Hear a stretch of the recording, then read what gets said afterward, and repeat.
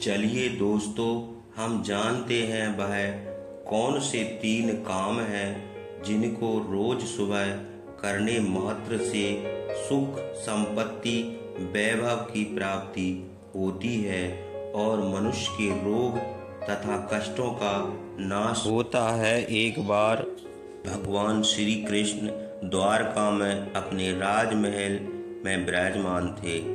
नारद मुनि वहां पधारे और भगवान श्री कृष्ण के चरणों में प्रणाम किया। उनसे आशीर्वाद प्राप्त करके नारद मुनि के मन में एक जिज्ञासा थी जिसे वह भगवान श्री कृष्ण के साथ साझा करना चाहते थे। भगवान श्री कृष्ण ने नारद जी का स्वागत करते हुए कहा, आइए देव ऋषि, आज द्वारका में किस कारण से आगमन हुआ है? अवश्य ही कोई महत्वपूर्ण समाचार लेकर आए होंगे। नारद मुनि बोले, हे प्रभु, आप साक्षात नारायण हैं और समस्त ब्रह्मांड के पालनहार हैं। आप तो सब कुछ जानते हैं। मैं यहाँ किस कारण से आया हूँ यह भी आपको अवश्य पता है। भगवान श्री कृष्ण ने कहा, हे देव ऋषि, मैं आपके मन की दुविधा को अवश्य जानता हूँ, इसलिए तो मैंने आपके मन में द्वारका में आने का विचार डाला था। इसलिए हे देव ऋषि, अब आप शीघ्र से अपना प्रश्न पूछ लीजिए। आपको पितामह ब्रह्मा जी के पास भी तो जाना है। तब देव ऋषि बोले, हे प्रभु, आप तो सब कुछ जानते हैं और यह आपकी ही लीला है, फिर भी मैं आपसे कुछ पूछने की चेष्टा करता हूँ। हे प्रभु, आज जब मैं धरती पर भ्रमण कर रहा था तो एक नगर में मुझे एक अत्यंत दरिद्र और दुखी पुरुष दिखाई दिया। वह कुष्ठ रोग से ग्रसित था और एक वृक्ष के नीचे बैठकर सूख कर रहा था। तब मैंने कौतूहलवश उसका हालचाल जानने के लिए उसके पास गया। उस व्यक्ति ने मुझे प्रणाम किया और कहा, हे मुनिवर, आप अवश्य ही देव ऋषि नारद जी हैं। आपको देखने से ही यह ज्ञात हो जाता है। मैंने आपके बारे में जो सुना है वह ठीक उसी प्रकार के दिव्य प्रतीत होते हैं। तब मैंने उस मनुष्य से पूछा, हे मनुष्य, तुम्हारी ऐसी अवस्था कैसे हुई और तुम्हारे दुख का क्या कारण है? यदि तुम मुझे बताने की चेष्टा करो तो मैं कुछ उपाय करता हूँ। उस मनुष्य ने कहा, हे देव ऋषि, आप मेरे लिए कुछ नहीं कर सकते। मैं तो अपने कर्मों का फल भोग रहा हूँ। मैंने अपने जीवन में अनेक पाप किए हैं जिनकी कोई सीमा नहीं है। मैंने घृणित से घृणित पाप किए हैं, दूसरों का धन लूटा है, वेश्याओं के साथ संबंध बनाए हैं, पराई स्त्रियों के साथ अनुचित आचरण किया है। मैंने चोरी, लूट, हत्या आदि प्रकार के अगणित पाप किए हैं। मैंने अपने माता पिता को भी धक्के मारकर घर से बाहर निकाल दिया था, जिसका दंड मैं इसी जन्म में भुगत रहा हूँ। ना जाने मृत्यु के बाद मेरा क्या हाल होगा। उस मनुष्य की बात सुनकर मुझे बड़ा विस्मय हुआ। मैंने उसे दिलासा देते हुए कहा, हे मनुष्य, तुमने तो अनेक बड़े बड़े पाप किए हैं और तुम्हारे कर्मों के अनुसार तुम्हें दंड भी मिल रहा है, किंतु हे मनुष्य, क्या तुम प्रायश्चित नहीं करना चाहते? अपने पापों से मुक्ति के लिए कोई उपाय नहीं करना चाहते? तब वह मनुष्य मुझसे कहने लगा, हे देव ऋषि, यदि इन पापों के लिए प्रायश्चित करने का अवसर मिले तो मैं अवश्य करूँगा। कृपया आप ही मुझे मार्गदर्शन दीजिए। अब इन सब पापों से मुझे कैसे मुक्ति मिलेगी? हे देवऋषि, आप ही मेरी सहायता कर सकते हैं। फिर मैंने उस मनुष्य से कहा, हे मनुष्य, तुम्हारे दुख से मैं परिचित हूँ, इसलिए तुम चिंता मत करो। तुम्हारे दुखों का हाल जिनके पास होगा, मैं उनके पास जाकर इसका हल पता करके तुम्हें बताऊंगा। देवऋषि कहते हैं, हे प्रभु, उस दुखी मनुष्य को इतना कहकर मैं मुनि अगस्त के आश्रम पर गया। सोचा उनके पास इस समस्या का हल होगा। मैंने मुनि अगस्त को उस दुखी मनुष्य का सारा वृतांत सुना दिया और उनसे इसका हल पूछा। तब मुनि अगस्त प्रसन्न होकर मुझसे कहने लगे, हे देवऋषि, इस समस्या का समाधान तो केवल भगवान श्री कृष्ण ही कर सकते हैं। आप उन्हीं के पास जाइए, वे ही आपको बताएंगे कि मनुष्य दुख और दरिद्रता से कैसे मुक्ति पा सकता है। देवऋषि भगवान श्री कृष्ण से कहते हैं, हे प्रभु, इस प्रकार मुनि अगस्त की बात मानकर मैं आपके पास चला आया हूँ। इसलिए हे प्रभु, आप ही मुझे ऐसा कोई उपाय बताएं जिससे मैं उस दुखी मनुष्य को दुख दूर कर सकूं।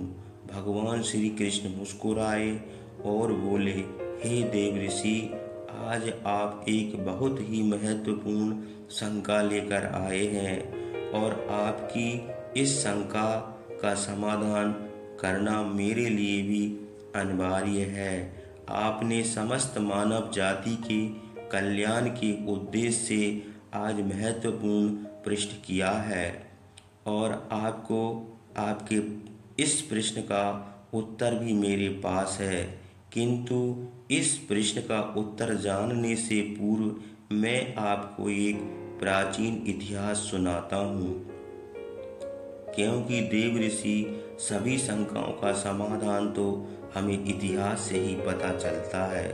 इस प्राचीन कथा को सुनने के बाद आपको आपके सभी प्रश्नों के उत्तर भी मिल जाएंगे और उस दुखी मनुष्य का उद्धार भी हो जाएगा। इसलिए हे देवऋषि, अब आप इस कथा को ध्यानपूर्वक सुनिए और इसका प्रचार कीजिए ताकि मनुष्य इसका लाभ उठा सके। देवऋषि कहते हैं, हे प्रभु, आपके मुख से इस कथा का श्रवण करना मेरा सौभाग्य है। मैं इस कथा को ध्यान से सुनूंगा और इसका प्रचार करूंगा। भगवान श्री कृष्ण कहते हैं, हे देवर्षि, ठीक है, अब आप इस कथा को ध्यान से सुनिए। मैं आपको वह कथा सुनाता हूँ। हे देवर्षि, पूर्व काल की बात है। मध्य देश में एक अत्यंत शोभायमान नगरी थी। उस नगरी में एक धनवान सेठ रहता था। उस सेठ का नाम था विशाल सेन, जो अपने व्यापार और संपत्ति के लिए प्रसिद्ध था। विशाल सेन एक समय में बहुत धनी और सम्मानित व्यक्ति था। उसके पास अपार संपत्ति, बड़ी हवेलियां थीं और उसके व्यापार दूर दूर तक फैले हुए थे। लेकिन विशाल सेन की कुछ गलत आदतें और पाप कर्म उसकी दरिद्रता का कारण बनी। विशाल सेन का जीवन बहुत ही ऐश्वर्यपूर्ण था। विशाल सेन का व्यापार एक समय में बहुत ही फल फूल रहा था। वह अपने व्यापार में ईमानदारी और परिश्रम के लिए प्रसिद्ध था, लेकिन वह धन और संपत्ति का अपार भंडार रखते हुए भी संतुष्ट नहीं था। वह हर समय अधिक धन पाने की इच्छा में लगा रहता था। उसने अपने व्यापार में अनैतिक तरीकों का सहारा लेना शुरू कर दिया।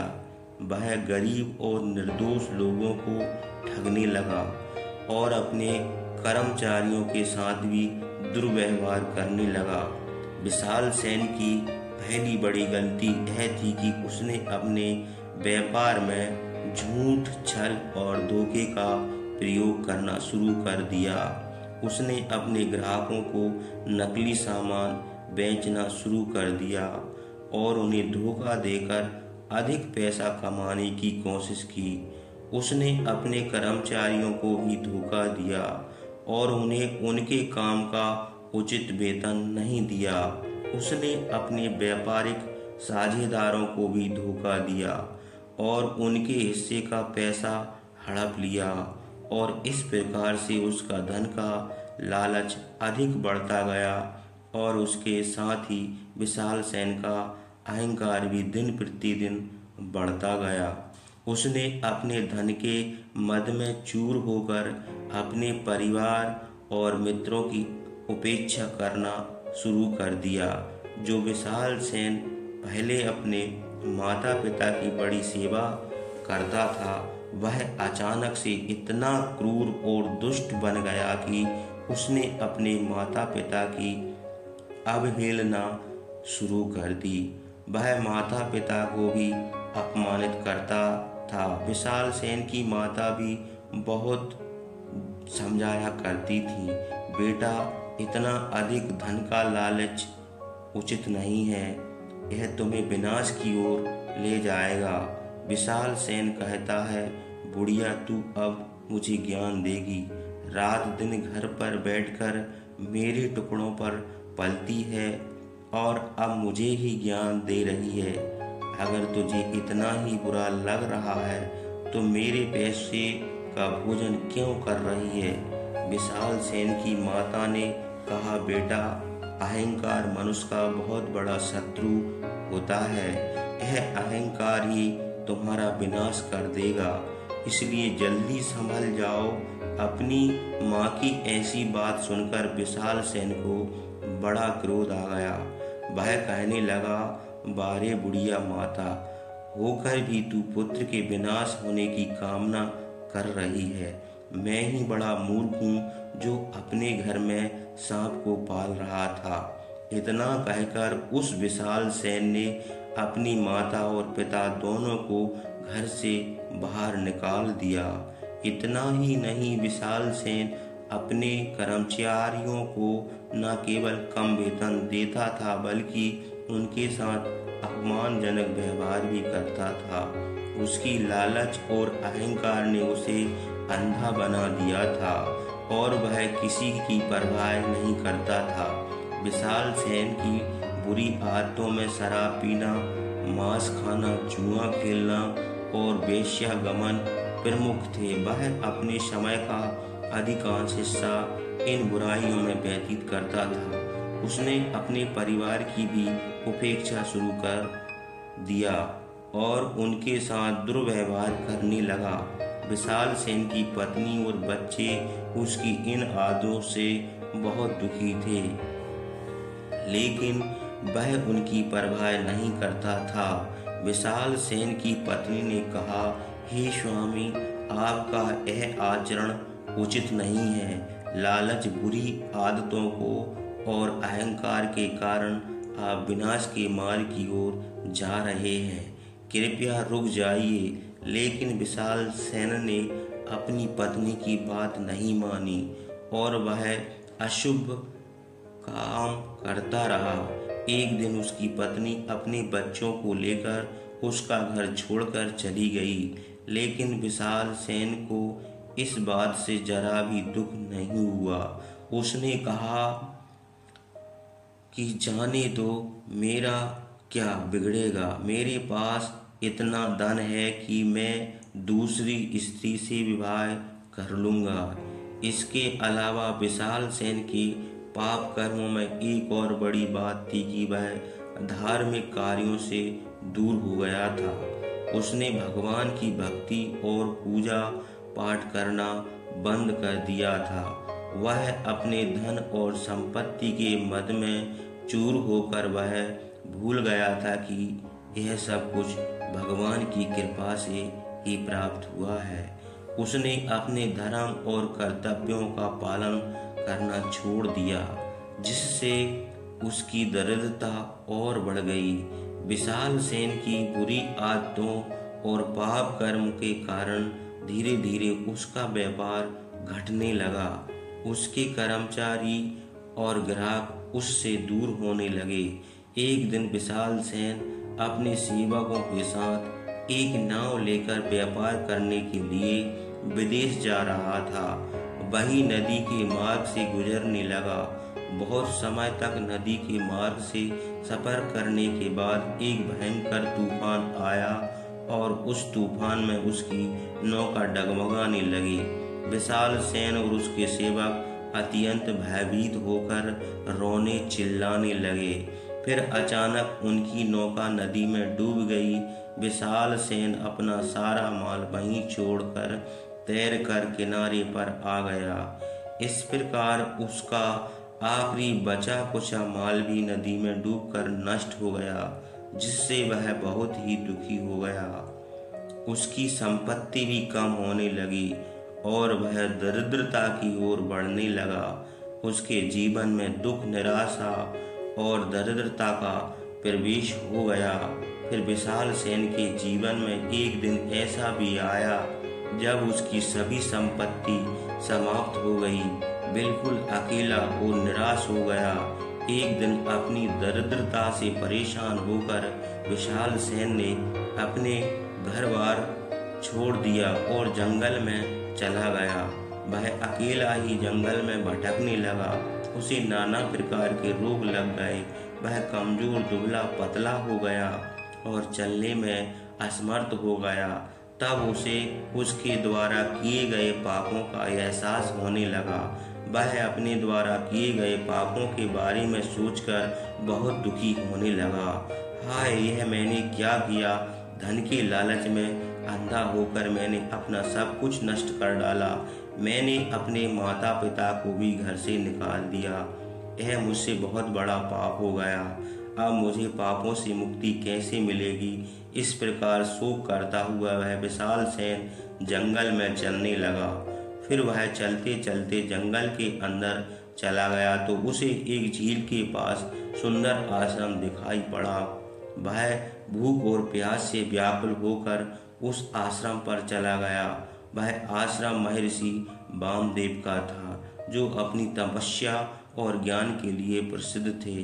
जब वामदेव जी ने एक दुबले पतले आदमी को अपने आश्रम पर आया हुआ देखा तो उन्होंने उसे आश्रम में बिठाकर जलपान कराया और भोजन दिया। फिर वामदेव जी ने उस आदमी से पूछा, हे वत्स, तुम कौन हो? तुम्हारी ऐसी दशा किस कारण से हुई है और तुम इस जंगल में अकेले क्यों भटक रहे हो? तुम्हारा जो भी कुछ निसंकोच होकर कहो। तब विशाल सेन ने महर्षि वामदेव के चरण में गिरकर उन्हें प्रणाम किया और कहा, हे महर्षि, मैं विशाल सेन हूँ। मैं एक वैश्य था और व्यापार करता था। मैंने अपने जीवन में घोर पाप किए हैं। उसी के फल स्वरूप मेरी ऐसी दशा हुई है। मैं पहले धनवान था, लेकिन अब दरिद्र हो गया हूँ। वामदेव जी कहते हैं, हे वत्स, तुम ठीक से बताओ, तुमने कौन से पाप? बताऊंगा। तब विशाल सेन ने अपना सारा वृतांत महर्षि वामदेव को सुना दिया और कहने लगा, हे महर्षि, अब आप ही मुझे मार्गदर्शन दीजिए। मेरे द्वारा किए गए पापों से मुझे मुक्ति कैसे मिलेगी? मेरी दरिद्रता का नाश कैसे होगा? महर्षि वामदेव ने अपनी आंखें बंद कर ध्यान किया और फिर बोले, हे वत्स, तुम्हारी दरिद्रता और दुखों का कारण तुम्हारी गंदी आदतें हैं। धन को पाने के लालच में तुम अंधे हो गए थे और अत्यधिक अहंकार के कारण तुम्हारी यह दशा हुई है। यदि तुम अपने जीवन में कुछ महत्वपूर्ण आदतें अपना लोगे तो तुम्हारी दरिद्रता समाप्त हो जाएगी। आज मैं तुम्हें ऐसे 3 महत्वपूर्ण कार्य बताता हूँ जिन्हें तुम रोज सुबह उठते ही करना। यदि तुम रोज सुबह उठकर यह 3 काम करोगे तो तुम्हारे दुखों का अंत होगा। तुम्हें तुम्हारा परिवार, तुम्हारा वैभव सब कुछ मिल जाएगा। विशाल सेन ने कहा, हे महर्षि, आप जो जो कहेंगे मैं वही करूँगा। अब आप ही मेरे गुरु हैं, कृपया मुझे मार्गदर्शन दीजिए। इतना कहकर विशाल सेन ने ध्यान से सुनने के लिए अपनी आत्मा और मन को एकाग्र कर लिया। फिर महर्षि वामदेव विशाल ने सेन को उन 3 कार्यों के बारे में बताने लगे। हे वत्स, सबसे पहला कार्य है सुबह उठते ही अपने हथेलियों के दर्शन करना। महर्षि वामदेव बोले, तुम रोज सुबह उठते ही अपनी हथेलियों के दर्शन करो। हथेली का अग्रभाग पर माँ लक्ष्मी का निवास है, मध्य में सरस्वती और मूल भाग पर श्री कृष्ण गोविंद का निवास है। इससे तुम्हारे भाग के द्वार खुल जाएंगे और तुम्हारे जीवन में समृद्धि आएगी। दूसरा सबसे महत्वपूर्ण कार्य है अपने माता पिता तथा बड़ों का आशीर्वाद लेना। महर्षि देव ने समझाया, हे वत्स, रोज सुबह अपने बुजुर्गों के चरण स्पर्श करो और उनका आशीर्वाद लो। यह तुम्हारे जीवन में सभी परेशानियों को समाप्त कर देंगे और तुम्हें सही मार्ग पर ले जाएंगे। माता पिता का आशीर्वाद रोज लेने से सारे कष्ट टल जाते हैं। रोग, दोष, अहंकार आदि प्रकार के दुर्गुण उसके शरीर में प्रवेश नहीं कर पाते हैं। और तीसरा सबसे महत्वपूर्ण कार्य है सूर्य देव की उपासना करना। महर्षि वामदेव ने बताया, हे वत्स, रोज सुबह सूर्य देव को जल से अर्घ्य दो। इससे तुम्हें सूर्य देव की कृपा प्राप्त होगी जो तुम्हें निरोगी शरीर प्रदान करेगी। सूर्य देव की उपासना करने वाले व्यक्ति कभी दुर्गति नहीं होती। वामदेव कहते हैं, हे वत्स, इस प्रकार से तुम इन नियमों का पालन करो, तुम्हें तुम्हारे पापों से मुक्ति मिलेगी। तब विशाल सेन महर्षि वामदेव को धन्यवाद देता है और कहता है, हे मुनिवर, मैंने अपने माता पिता को घर से निकाल दिया है, अब न जाने वे कहाँ भटक रहे होंगे। कृपया आप मुझे बताइए, मैं अपने पिता की खोज कहाँ करूं? वामदेव कहते हैं, हे वत्स, तुम्हारे माता पिता मेरे ही आश्रम में निवास करते हैं, इसलिए अब तुम उन्हें अपने घर पर ले जाओ और उनकी सेवा करो। फिर विशाल सेन ने हाथ जोड़कर महर्षि वामदेव को नमस्कार किया और धन्यवाद देते हुए यह संकल्प लिया कि वह उनके द्वारा बताए गए सभी नियमों का पालन करेगा। इतना कहकर वह विशाल सेन अपने माता पिता को लेकर घर पर चला गया।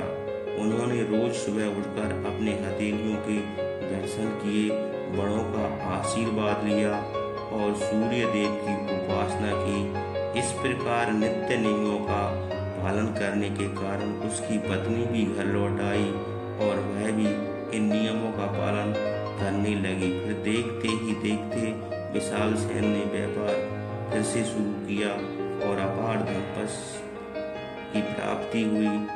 उसकी दरिद्रता का नाश हुआ। भगवान श्री कृष्ण ने नारद मुनि से कहा, हे देव ऋषि, यह 3 महत्वपूर्ण कार्य मनुष्य के जीवन में सुख, समृद्धि और शांति लाते हैं।